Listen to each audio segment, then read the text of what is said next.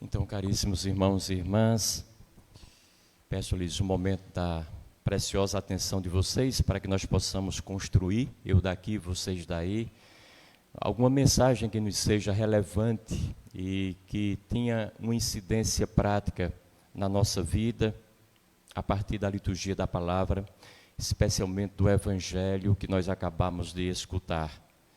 Há algumas palavras-chave no Evangelho, na observação da postura de Jesus Cristo diante das multidões que ele via como cansadas, fatigadas e abatidas pelo peso da própria vida, e também nas recomendações que expressamente ele faz aos discípulos de ontem, e fazendo a eles, fazem-nos a nós todos, aos discípulos de hoje. E é muito bom a gente perceber que nós não estamos aqui soltos. Nós somos sequência e consequência daquilo que foram e fizeram os nossos antepassados na fé, na caminhada espiritual. Recebemos deles e damos continuidade.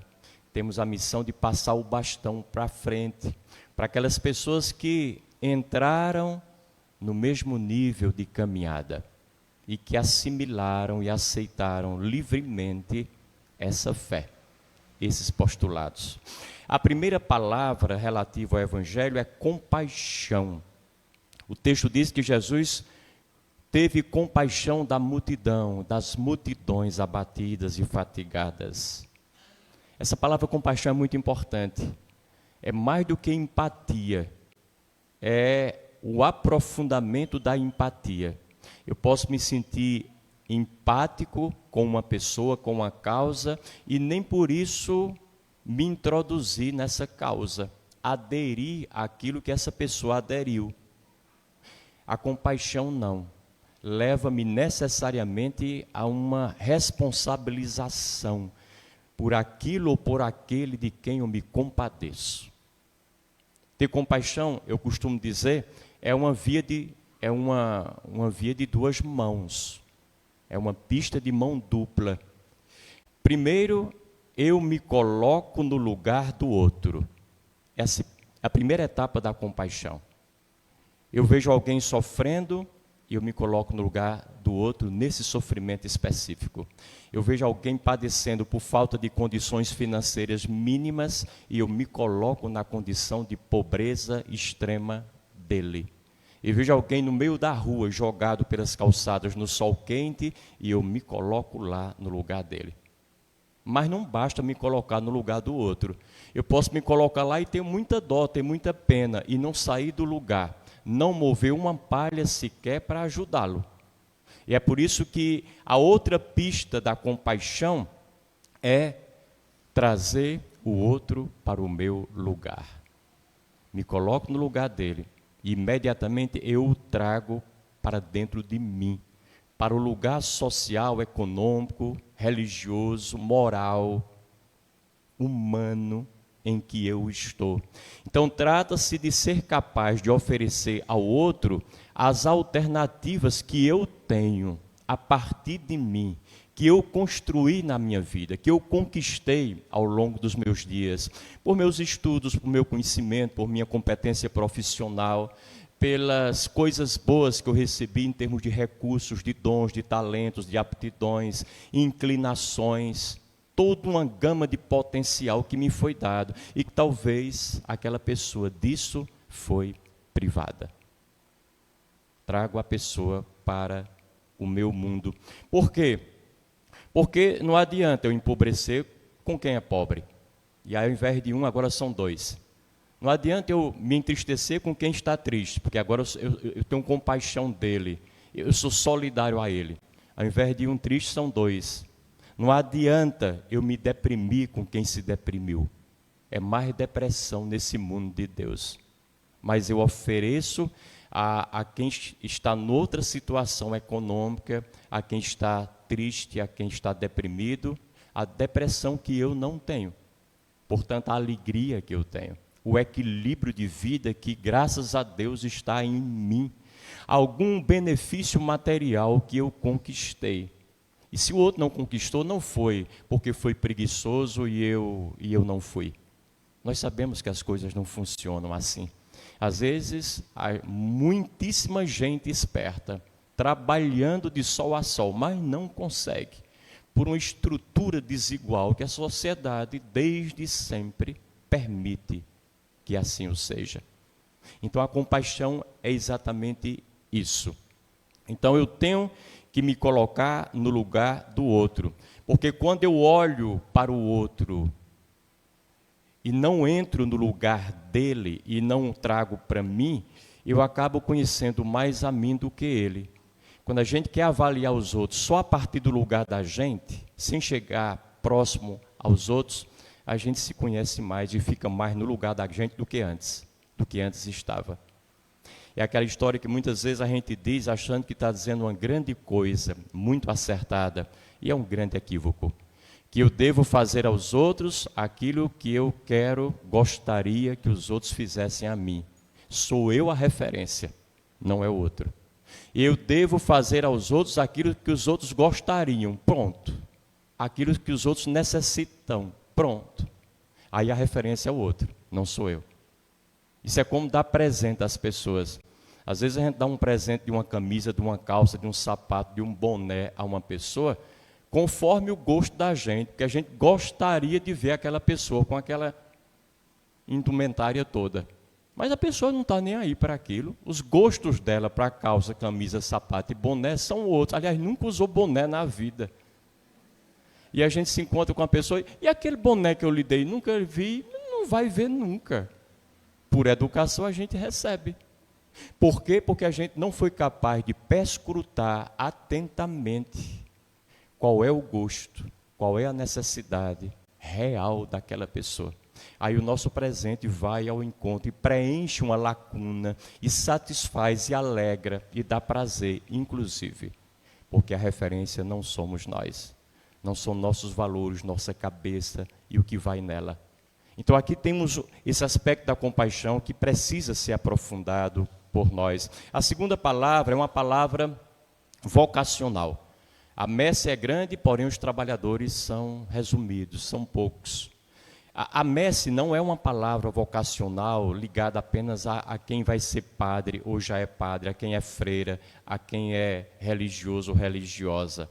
Porque a missão de cuidar do mundo, de ajudar as pessoas, de salvar a humanidade e o planeta é transversal a todo ser humano. Não é uma missão localizada para meia dúzia de supostamente vocacionados. A vocação é algo que Deus implantou no coração de cada homem e mulher de fé. Chega da gente ser cristão, ser cidadão por procuração, delegando poder. E é isso que muitas vezes a gente faz. Como cidadão, é hora da reunião de pais e mestres no colégio, e a gente manda a mulher ir, manda o irmão mais velho, manda alguém de casa, supostamente responsável pelo nosso filho. A gente nunca vai. Está na hora da gente dizer, isso é comigo, me chamaram para lá, e eu vou assumir essa responsabilidade, faz parte. E eu não vou me esconder por trás daqueles chavões, eu sou muito ocupado, nessa hora eu estou numa reunião na empresa. Todo mundo poderia dar desculpas. Se a nossa mãe nos desse desculpas quando a gente precisava estar bem limpinho no berço, porque está todo sujo, para não nos limpar, nós talvez não estaríamos aqui. Mas não deram desculpas. A responsabilidade é minha e eu vou. Chega da gente estar delegando poder, da gente ser cristão por delegação. Reze por mim, viu? Vá lá, reze por mim. Porque eu não sou muito da igreja, tal, não tenho muito esse tempo, mas você que reza tanto, faça isso em meu nome. Não vai fazer, pode até se esforçar, mas é um trabalho nosso. E é preciso que nós tomemos em nossas mãos aquilo que é nosso.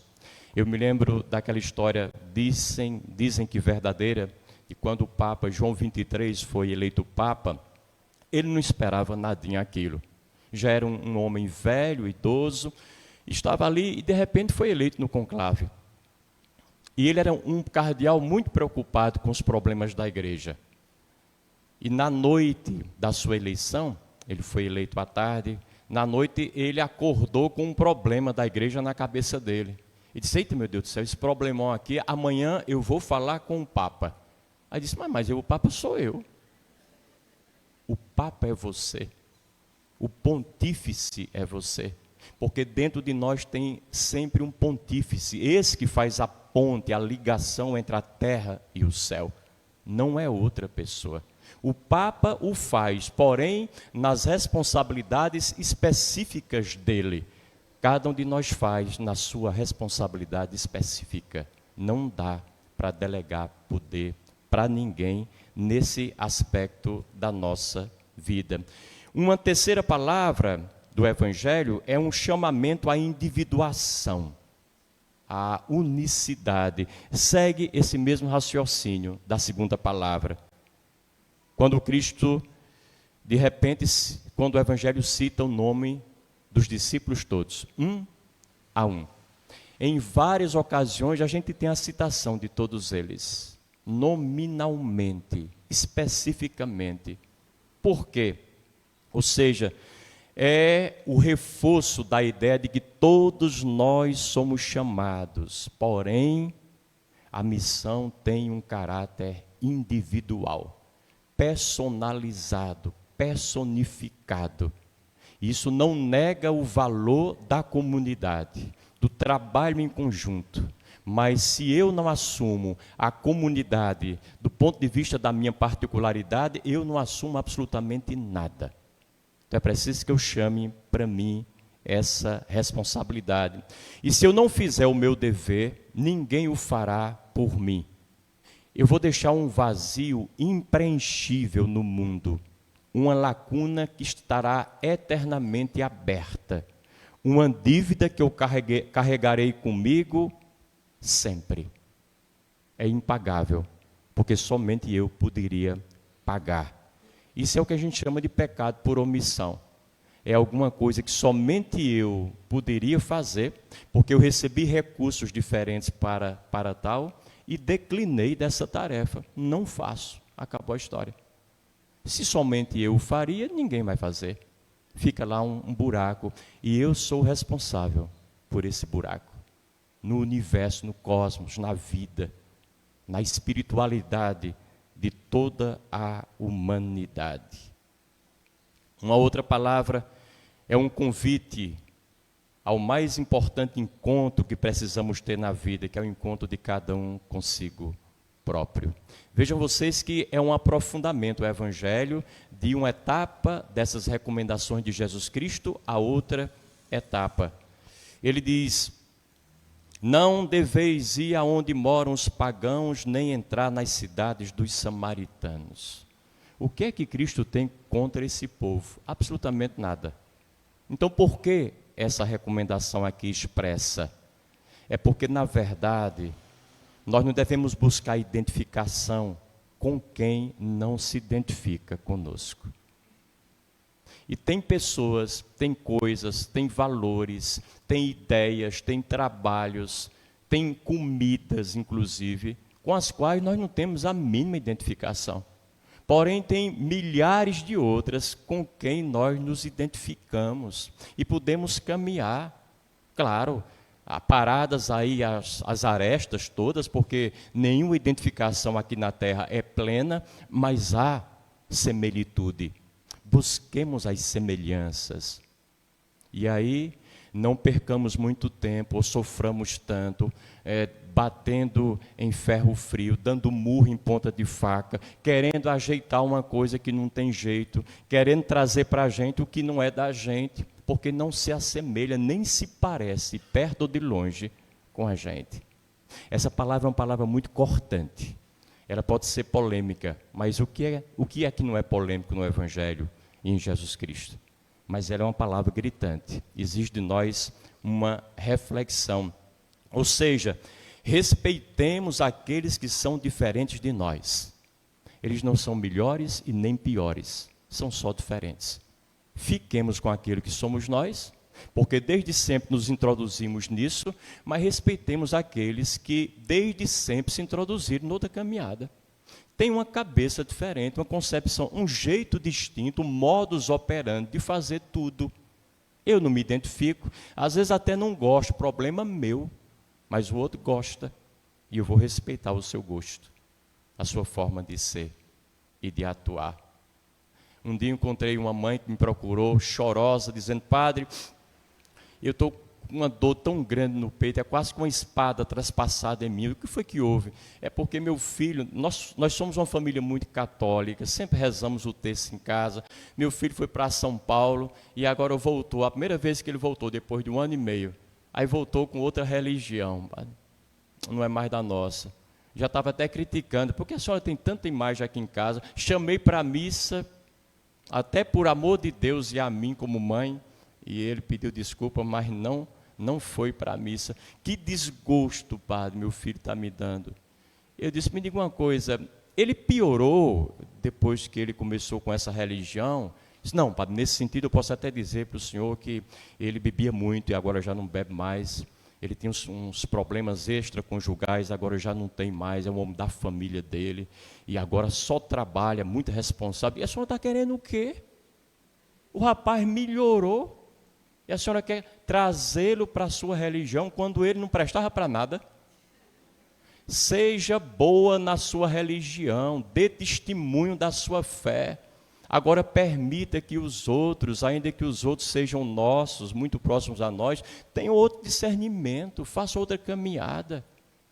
É meu filho, mas você não é dona dele, não é propriedade sua, é outra pessoa. Não importa se é da família ou de longe, mas é outra pessoa.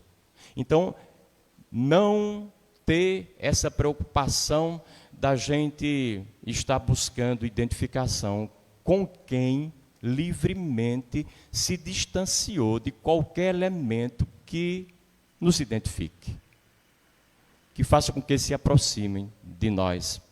Então, nossa missão é testemunhal, não é de converter os outros ao que nós pensamos, acreditamos e rezamos e somos, mas testemunhar aquilo que nós somos, respeitando o que os outros são. E se o nosso testemunho for bom, for verdadeiro, quem sabe um dia pode até tocar o coração de alguém e ser o despertar dessa pessoa para algum questionamento. A minha mãe é tão boa sendo religiosa, a religião dela está funcionando para ela. Quem sabe eu vou lá para ver o que acontece na igreja dela, o que é que ela faz de bom, que ela traz tanta alegria no que ela faz.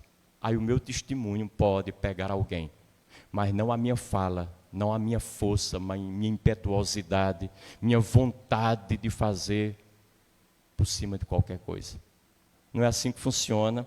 E Jesus Cristo há muito tempo sabe disso, dizendo: não vão aos pagãos, nem à terra dos samaritanos. Deixe os samaritanos com a fé deles. Deixe os pagãos sem a fé deles. Eles estão muito bem obrigados sem vocês por lá. Procure antes as ovelhas perdidas da casa de Israel, ou seja, procure pessoas como vocês, que deveriam dar um testemunho maior e não dão ainda. Deveriam ter um conhecimento, uma profundidade maior da sua fé e ainda não têm. Então vocês podem oferecer isso para eles, porque são semelhantes a vocês. E aí eles podem beber dessa fonte. E vocês crescem, e os do outro lado também crescem, no lado deles, do jeito deles. Porque no fundo, não existem religiões opostas. As grandes tradições religiosas, elas são sempre complementares. Eu não falo das seitas, porque as seitas, como o próprio nome já diz, são movimentos sectários, isolados. Mas as religiões tradicionais são complementares, porque cada religião é uma resposta que nós damos na humanidade, no mundo, ao mesmo apelo de amor de Deus. A resposta é situada, culturalmente falando. Mas o Deus é o mesmo. A nossa diferença está nas respostas, na cultura, na forma. Se eu e vocês nascêssemos na Índia, provavelmente não estaríamos aqui assistindo missa, e nem lá. Nós seríamos hindus. Se nascêssemos em boa parte da China, seríamos budistas. Então, por que é que nós temos que trazer todo hindu, todo budista, todo pagão para dentro da religião da gente? Nem caberia nas nossas igrejas esse povo todo. Faça da sua religião o melhor canal, a melhor ferramenta para poder chegar ao coração dos outros que têm uma religião também bem estruturada. E aí podemos conversar. Aquilo que certa vez Dalai Lama disse e que eu achei uma palavra maravilhosa. Ele olhou para uma grande multidão de pessoas que estavam lá escutando o que ele dizia nos Estados Unidos, um estádio lotado, e ele dizia, não queiram vocês, cristãos católicos, ser budistas só porque está na moda, na crista da onda. De forma alguma. Vocês não vão conseguir. Os budistas já nascem budistas, é uma cultura. A gente já bebe o budismo desde que nasceu. Passa-se uma vida inteira para se tornar um budista. Vocês nasceram cristãos, sejam bons cristãos. Beberam dessa fonte desde que começaram a respirar. Sejam bons cristãos e poderão dialogar com os bons budistas, com os bons hindus, com os bons protestantes, com os bons evangélicos, com os bons espíritas, com os bons de todas as outras crenças. Haverá diálogo e haverá crescimento em ambas as partes. Jean-Yves Leloup, que é um monge ortodoxo muito lúcido dos nossos tempos, e eu tive o prazer de conhecê-lo e estar com ele por alguns momentos em retiros, ele dizia assim, vocês se lembram da palavra de Jesus Cristo no Evangelho? Falava ele, não jogue pérola aos porcos. E por que é que Cristo diz isso? Não é para desprezar ninguém, menosprezar quem quer que seja. É porque quando você joga pérola aos porcos, os porcos vão confundi-las, inevitavelmente, com lavagem e vão comê-las. Jamais vão usufruir do seu brilho e da sua beleza. Jamais a contemplarão. As pérolas devem ser dadas a quem aprecia o valor das pérolas e sabe reconhecer e distinguir uma pérola de uma pedra qualquer. E ele aprofundava, não se misture com seus dissemelhantes. E há muita coisa dissemelhante a nós. Não só pessoas, mas coisas, valores. Às vezes, dissemelhante a nós é o nosso emprego. A gente está a vida inteira trabalhando, 10, 15, 20 anos, num trabalho que a gente não gosta. Vai para lá, amarra. Se pudesse, não ia, nem acordava para ir. Não nos motiva para viver. E por que é que não sai dali? A vida é curta e a gente vai morrer amargurado, sem realizar bem o trabalho da gente, sem fazer absolutamente nada. Outras vezes é uma rua onde a gente mora e a gente passa a vida inteira reclamando, porque nenhum vizinho colabora com a gente ali. Eu não me sinto identificado com ninguém. E eu saio na calçada rezando a Deus para não encontrar nenhum deles na calçada, para não ter que dizer assim, hipocritamente, bom dia, boa tarde, boa noite, para eu passar direto, sem ser percebido. Por que é que não muda dali? Por que é que não vende a bendita? Não, é porque essa casa foi meu avô que deixou. O avô não vai precisar mais dessa casa. Nunca mais. É você quem mora na casa. Não se aprisione às suas memórias e colocando desculpas nos antigos para não resolver o que você tem de resolver. A responsabilidade é sua. Então, às vezes, o incompatível, o dissemelhante, são pessoas. São pessoas. Às vezes a gente está com as amizades erradas. Às vezes está num casamento errado. Às vezes está com companhias erradas na família. Detesta todos os domingos ter que ir para a casa de fulano de tal, porque é lá que a família toda se reúne, e a gente fica emburrado o dia todo naquele instante, e não muda, não tem coragem de ser o que a gente é, de dizer, não, hoje eu vou estar com aquela pessoa, aquele grupo ali, porque com eles eu me sinto muito bem, faz muito tempo que eu não estou lá, me desculpem vocês, não precisa brigar com ninguém, mas escolha quem é semelhante a você, quem se parece com você.